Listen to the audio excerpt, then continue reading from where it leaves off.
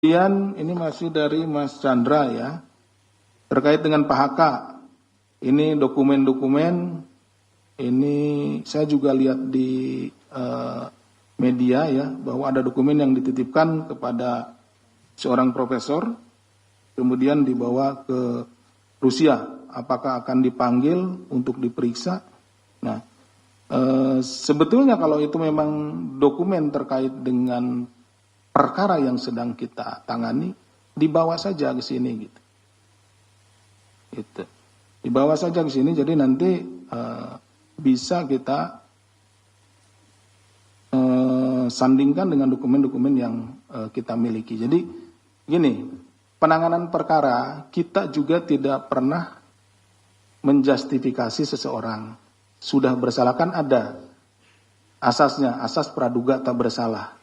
Jadi terhadap tersangka itu orang yang tidak bersalah, itu praduga tak bersalah itu, sampai nanti ada keputusan pengadilan yang berkekuatan hukum yang tetap. Seperti itu. Kalau punya misalkan dokumen untuk men-challenge, bawa, tunjukkan kepada kita bahwa misalkan dokumen-dokumen tidak benar Pak, ini buktinya. Saya buktinya di mana? Misalkan seseorang kita duga berada di suatu tempat di luar negeri. Nah, misalkan dia ada di Timur Tengah.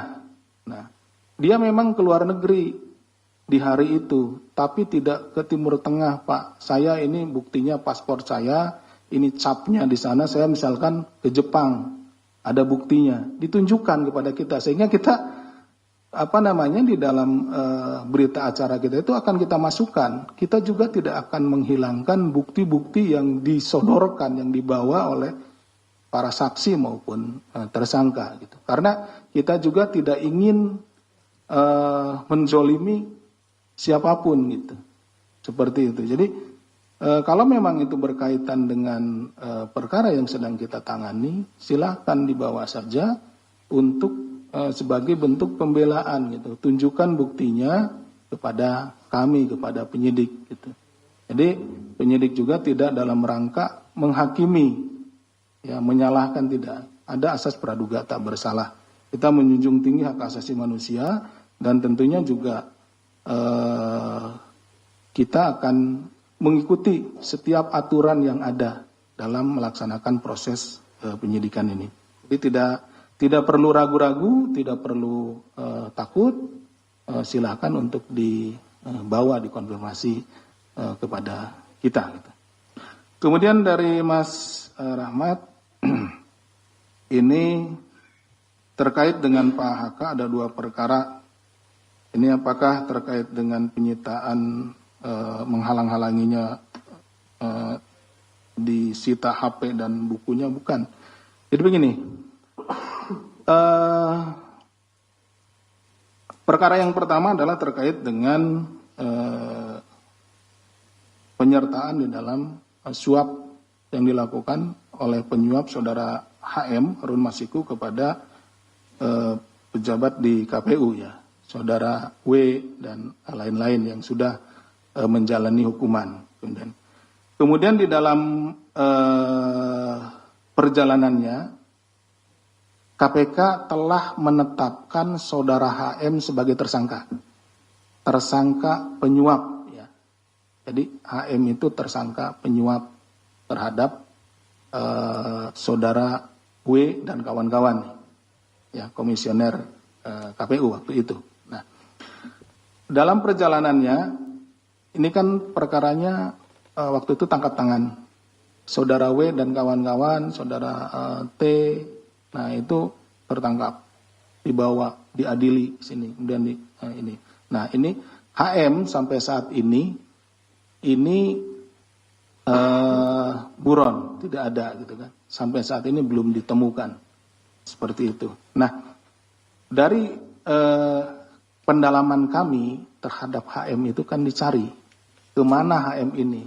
Ditemukanlah bahwa HM pada saat kita akan melakukan tangkap tangan terhadap yang bersangkutan, ada beberapa perbuatan yang dilakukan oleh saudara HK ya, di mana perbuatan-perbuatan tersebut itu menjadikan saudara HM itu tidak bisa kita tangkap. Itu seperti itu. Nah, itu udah dijelaskan waktu penetapan tersangkanya Pak HK. Ada yang nyuruh direndam dan lain-lain kan HP-nya dan lain-lain. Ada yang ini nyuruh kabur dan lain-lain. Seperti itu. Jadi dia merintangi perkara atas nama tersangka HM. Seperti itu ya. Kemudian terkait dengan Pak YL. Pak YL apa hasilnya? Ini masuk ke materi penyidikan. Jadi belum bisa kami sampaikan ya kalau materinya ini. Tapi tentunya ini terkait dengan penanganan perkara ini. Pada saat beliau menjabat sebagai Menteri Hukum dan HAM, di bawah beliau itu ada keimigrasian, ada Direktorat Jenderal Imigrasi, di mana Direktorat Jenderal Imigrasi itu berkaitan dengan lalu lintas orang keluar dan masuk ke wilayah hukum negara Indonesia, negara Republik Indonesia. Nah, itu ada mungkin rekan-rekan juga sudah mencatat tanggal berapa HM keluar, kemudian tanggal berapa masuk lagi, kemudian terjadi delay sehingga ada perdebatan bahwa masuknya itu sebetulnya keluarnya tanggal berapa, masuknya tanggal berapa.